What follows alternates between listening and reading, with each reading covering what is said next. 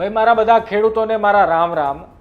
જો તમને એ વાતનો અહેસાસ હોય કે આજે ફરી વખત આપણને મૂર્ખ બનાવવાનો પ્રયાસ થયો, આપણને ઉલ્લુ બનાવવામાં આવ્યા, આપણને ગાંડા ગણવામાં આવ્યા, તો જ આ વિડીયો જોજો. બાકી હજુ તમને એવું હોય કે બધું બહુ સોના ચાંદીનું છે ને બધું બહુ સારું છે, તો અત્યારે ને અત્યારે આ વિડીયો બંધ કરી દેજો.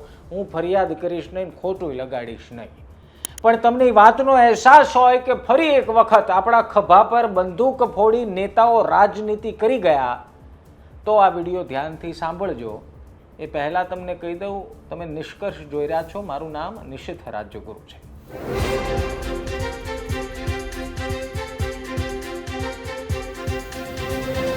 બાપલિયા 15-20 દીથી જે આપણે રાડ કરતા હતા, જે વાતને લઈને આપણે તંત્ર સામે બાથ ભીડી, પોલીસ સામે બાથ ભીડીને આપણે એવા લોકો પર વિશ્વાસ મૂકવાનો પ્રયાસ કર્યો જે ખાદીના કપડામાં આવ્યા અને આપણને એવું સમજાવ્યું કે બધું બહુ સારું થઈ જશે.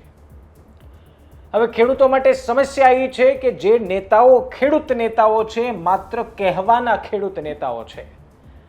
તમને જાણીને નવાઈ લાગશે, 182 માંથી 115 ખેડૂતો તો એવા છે જે ખેડૂતો ખુદના એફિડેવિટમાં ખેડૂત લખે છે, ખેડૂતની આવક ગણાવે છે. 115 ધારાસભ્યોમાંથી તમારી વારે કોણ આવ્યા એ તમારે સમજવાનું હતું. અચ્છા, આપણે વાંધો નહોતો, રાજનેતાઓ તમારે ત્યાં જેટલા આવ્યા એ સારી વાત એટલા માટે હતી કારણ કે જો સામાન્ય જનતાના મુદ્દા પર કોઈ મોટા નેતા બોલે તો એ વાતનું વજન વધે ને વજન વધે એટલે ગાંધીનગર જે બેરા કાન છે એમને ખંજવાળ આવે, એમને કંઈક સંભળાય. ત્યાં સુધી બધું જ સમૂહ સૂત્રું હતું, બધું જ વ્યવસ્થિત ચાલતું હતું. વાંધો ત્યાં પડ્યો કે વાયદો આપણને એ કરવામાં આવ્યો કે છેક ગાંધીનગર સુધી જવાનું છે, ત્યાં સરકારના કાન આંબળવાના છે, સરકારને કહેવાનું છે કે ભાઈ અમને યોગ્ય વળતર મળવું જોઈએ.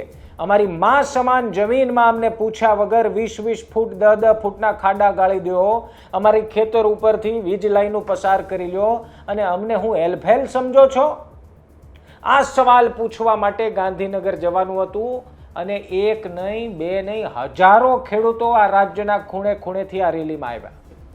એવા ખેડૂતો પણ આવ્યા જેના મનમાં એ હતું કે ખેડૂતોનું હિત થાય છે ને આપણે જવું છે. એવા ખેડૂતો અમારા કેમેરા સમક્ષ બોલ્યા કે હું તો 2 દિવસ પહેલા ટ્રેક્ટર લઈ કચ્છ સાઈડથી નીકળ્યો છું અને આ ખેડૂતોની એકતા જોઈ, ખેડૂતોનું ભલું થાય એટલા માટે હું આવ્યો છું. વાયદો ગાંધીનગરનો કરવામાં આવ્યો ને અડધેથી ખેડૂતોને પાછા વાળ્યા અને એવી રાજકીય રમત રમાઈ ગઈ કે એનો અહેસાસ તમને અને મને એ ઘડીએ થયો જ્યારે એક મેદાનમાં સભાનું આયોજન થયું. રાજનેતાઓએ મહેનત કરી અને રાજનેતાઓ મહેનત કર્યા બાદ સભા કરે એમાં કોઈ વાંધો નથી, પણ કેટલા ખેડૂતોને પૂછ્યું હતું, કેટલા ખેડૂતોનું હિત હતું આમાં? કોંગ્રેસના એક નેતાને મેં કહેતા સાંભળ્યા કે એક પણ નેતા ખેસ વગર નહોતો આવ્યો. ભાઈ એક પણ નેતા ખેસ સાથે નહોતો આવ્યો તો પછી સભાએ કરીને ફોટા નહોતા પડાવવા ને. અને હાચે હાચું કહી દેવું હતું કે ગાંધીનગર સુધીની અમારી પાસે પરવાનગી જ નથી. જે ખેડૂત ચોમાસાના ટાણે માથે ચોમાસું છે, વાવણી કરવાની છે, ખેતી કરવાની છે, એ બધું મૂકી, ઘરબાર મૂકી, પરિવાર સાથે ટ્રેક્ટરનું ડીઝલ બાળીને તમારી માટે આવ્યા, તમારી હાટું આવ્યા, એમાં એમનું હિત એ હતું કે મારો મુદ્દાનો ઉકેલ આ રાજનેતાઓ લઈ આવશે અને તમે ત્યાં સભા કરવામાં વ્યસ્ત હતા. ચલો એનો વાંધો નહીં, પણ ત્યાંથી ડખો શરૂ થયો. ખેડૂતોને લાગ્યું કે આપણને આ બાજુ ગ્રાઉન્ડ તરફ કેમ વાળે છે. આરોપ કોંગ્રેસ પર લાગ્યો કે કોંગ્રેસ ખેડૂતોને વિખેરી રહી છે અથવા તો ખેડૂતોને ડાયવર્ટ કરી રહી છે. આરોપ ભારતીય જનતા પાર્ટી પર પણ લાગ્યો કે કેટલીક ભાજપની બી ટીમ થઈને આવ્યા છે ખેડૂતોની એકતા તોડવા માટે. પરંતુ નિષ્કર્ષ મારા ખેડૂત મિત્રો, તમે શું સમજ્યા કે આ બધા જ રાજનીતિ કરવા આવે છે.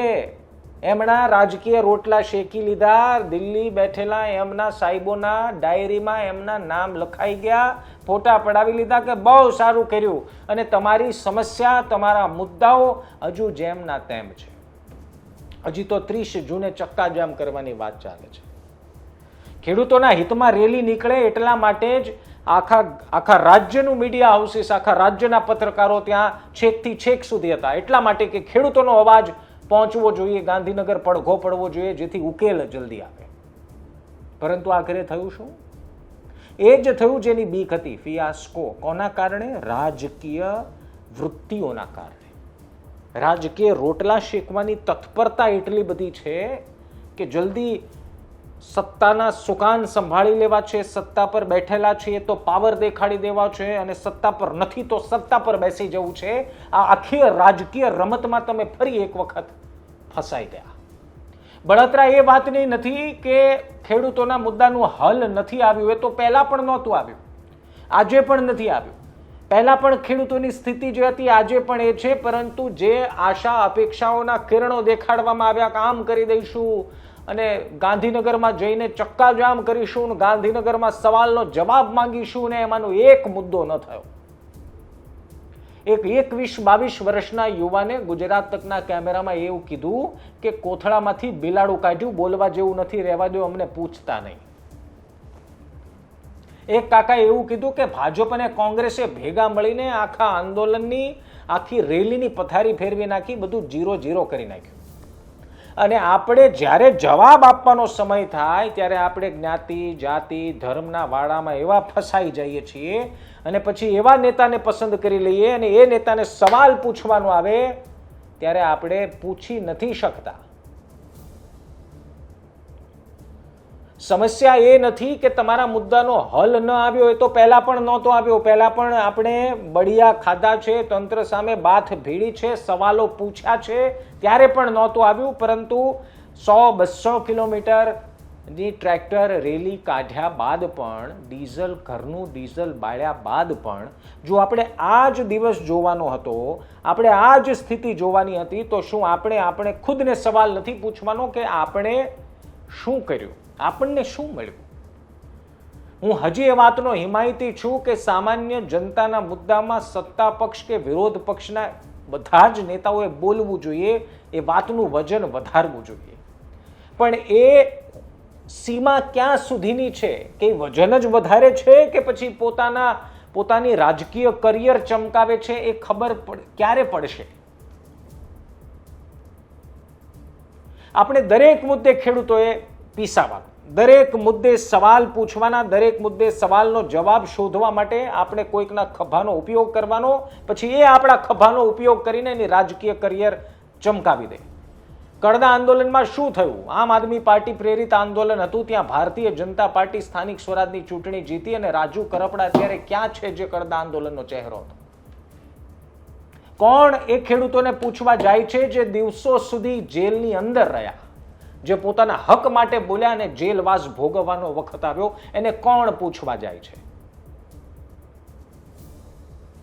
કોણ એ નેતાઓ હતા જેમણે એ વાતનું સ્પષ્ટીકરણ પણ ન કર્યું કે ગાંધીનગર જવાની તો પરવાનગી જ નથી? એ તો ત્યાં ગ્રાઉન્ડ પર આવ્યા અને આગળ વધ્યા.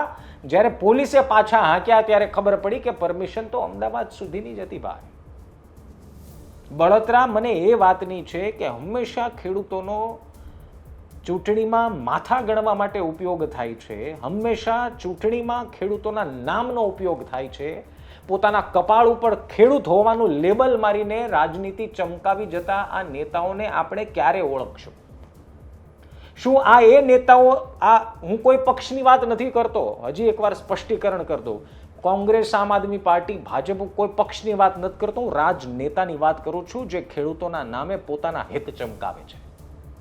બળતરા એ વાતની છે કે ચૂંટણી પછી કદાચ એવું હતું કે આ ચૂંટણી પછી રેલી થઈ છે ને, તો આમાં કંઈક નિષ્કર્ષ નીકળશે, કાંઈક તો ઉકળશે.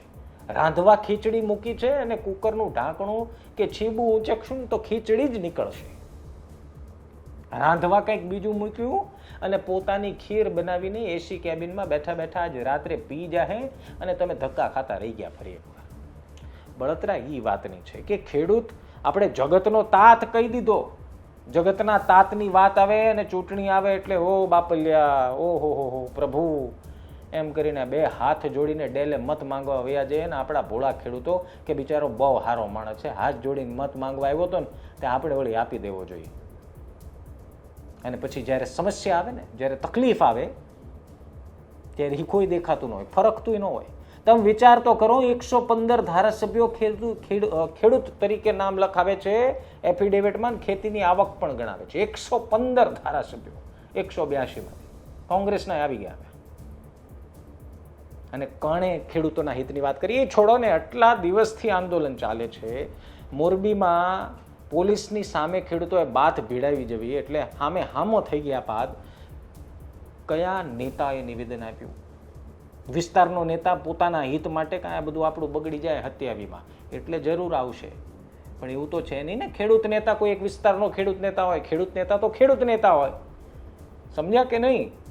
સમસ્યા સુરેન્દ્રનગર મોરબીમાં હોય તો સુરત કે પછી ઉમરગામ કે વાપી વલસાડ છોટાઉદેપુરનો ખેડૂત નેતા હોય તો એને બોલવું તો જોવે ને કે વાત ખેડૂતોના હિતની છે, કોઈ વિસ્તારની વાત નથી. પરંતુ ફરી એક વખત ખેડૂતોના ખભાનો ઉપયોગ થઈ ગયો એ આજની આ ઘટના સાબિત કરે છે.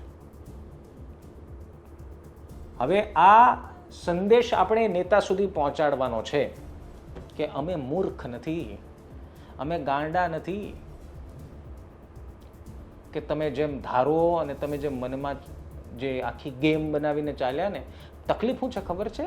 આ ભોળા ખેડૂતોને આ રાજકીય રમતોમાં ખબર પડતી નથી ને ખબર પડે છે તો એને રસ લેવો નથી, કેમ કે એને જિંદગીમાં ઘણો પરિશ્રમ કરવાનો છે. ખેડૂત તો છે બધા પ્રકારની પરીક્ષા કોણ આપે? ખેડૂત.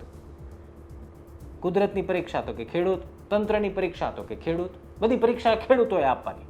અને પછી મૂર્ખ બનાવવા માટે કોણ જોશે? તો કે ખેડૂત. હવે સમય આવી ગયો છે કે આપણે સવાલ પૂછતા થઈ જઈએ, એટલીસ્ટ આપણા વિસ્તારના નાનામાં નાના નેતાઓને. ગળામાં ખેસ ટાંગીને કાળા ચશ્મા પહેરીને રૂમ નીકળે ને એને ઊભા રાખીને પૂછો. એ પૂછવાનો સમય આવી ગયો છે અને ઓળખવાનો સમય આવ્યો છે. તમારું શું માનવું છે? કમેન્ટ જરૂર કરજો. નમસ્કાર.